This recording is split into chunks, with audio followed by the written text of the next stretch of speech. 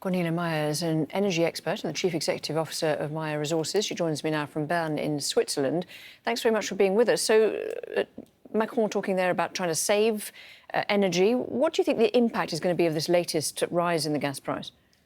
Well, it's devastating for European businesses and for European households. And if Emmanuel Macron says, well, 10% is enough, the EU has given out a directive that one should voluntarily save 15%.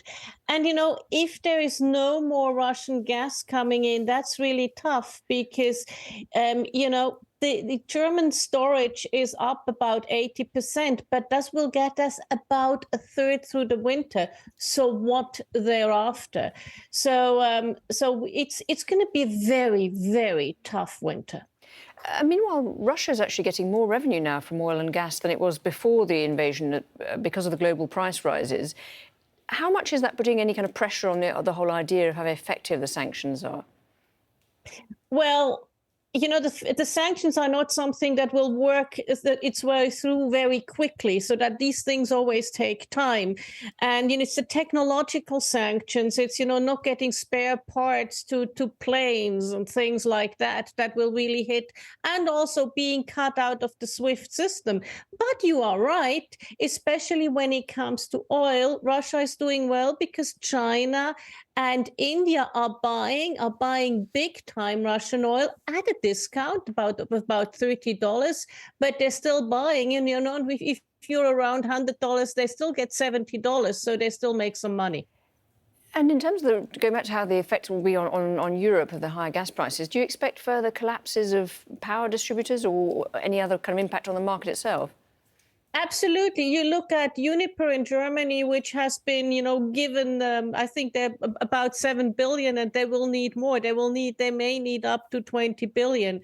You see some of the Nordic countries supporting their power generators. Yeah, we will see more collapses. We will also see industry hit. There are certain steel producers, smaller steel producers have been receiving letters from Luxembourg, Belgium, and Germany as early as June saying, be aware that you may have to cut down or shut in production.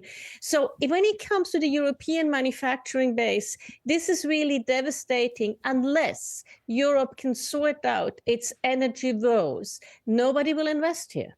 And what about consumers? What sort of measures are being come up with to protect consumers from the high price hikes? Well, I think you saw the Germans coming out with a 65 billion euro package, which is huge, which is humongous. Compare that to the 100 billion extra that they want to spend on their army. So that's a really, really big package. You see the Austrians contemplating it. You see other countries contemplating it. You also see countries being very clear on how you have to save energy. And some countries, usually households come first. Heating households comes before industry. But some countries have said, we can't afford to sort of do so much damage to our industry. So the private households will be asked to carry the burden. Cornelia Meyer, thank you very much indeed for joining us.